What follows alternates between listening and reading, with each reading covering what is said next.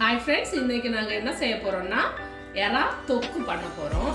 அதுக்கு தேவையான பொருட்கள் 1/4 கிலோ எறா எடுத்திருக்கேன், 3 வெங்காயம், 1 தக்காளி, 2 பச்சை மிளகாய், பெப்பர், மிளகாத்தூள், மஞ்சத்தூள், தனியாத்தூள், இஞ்சி பூண்டு விழுது.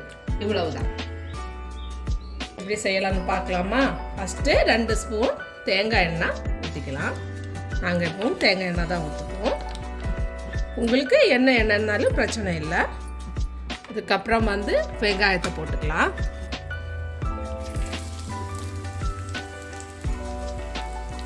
சரி, வதக்கிக்கலாம். நல்லா கொஞ்சம் வதங்கணும். வதங்கின பிறகுதான் கொஞ்சம் இஞ்சி பூண்டு விழுது போடணும். பச்சை வதக்கிக்கலாம்.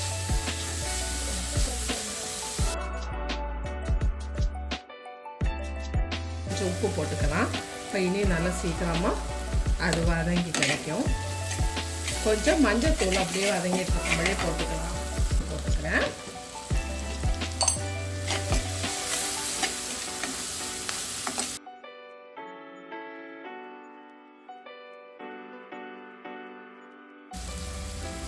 ஒரு 1.5 ஸ்பூன் போட்டுக்கிறேன்.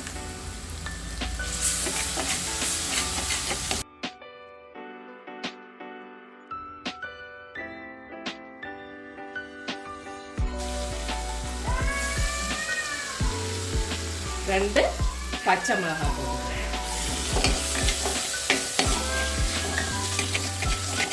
எனக்கு அதுக்கு நம்ம கொஞ்சம் எடுத்து வச்சிருக்கிற எறா போட்டுக்கலாம்.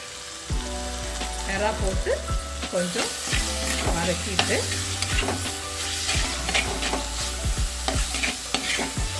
மிளகாத்தூள், தனியாத்தூள் எல்லாம் போட்டுக்கலாம்.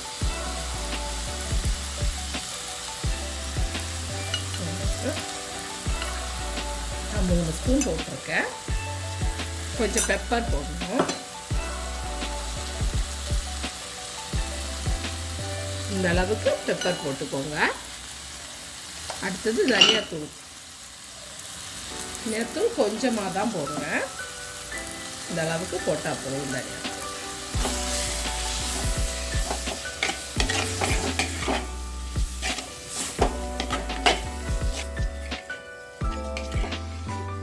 இருக்கான்னு பார்த்துக்கோங்க. உங்களுக்கு பார்க்கறதுக்கு போட்டுக்கோங்க. பார்த்துட்டு லைட்டாக இந்த எறா வேகிறதுக்காக கொஞ்சம் லைட்டாக நம்ம தண்ணி ஊற்றிக்கலாம்.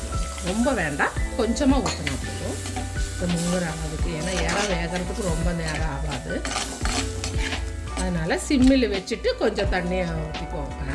வந்துட்டு மூடி வச்சுருக்கேன். ஓகேங்களா? கரெக்டாக வந்துடுச்சு.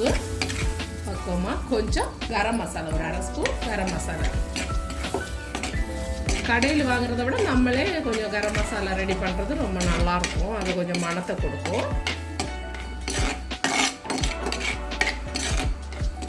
ஓகே, எறா தொக்கு ரெடி ஆகிடுச்சு. கொஞ்சம் கொத்தமல்லி தூவி அதை எடுத்துக்கலாம். கரெக்டான பதத்துக்கு வந்துடுச்சு.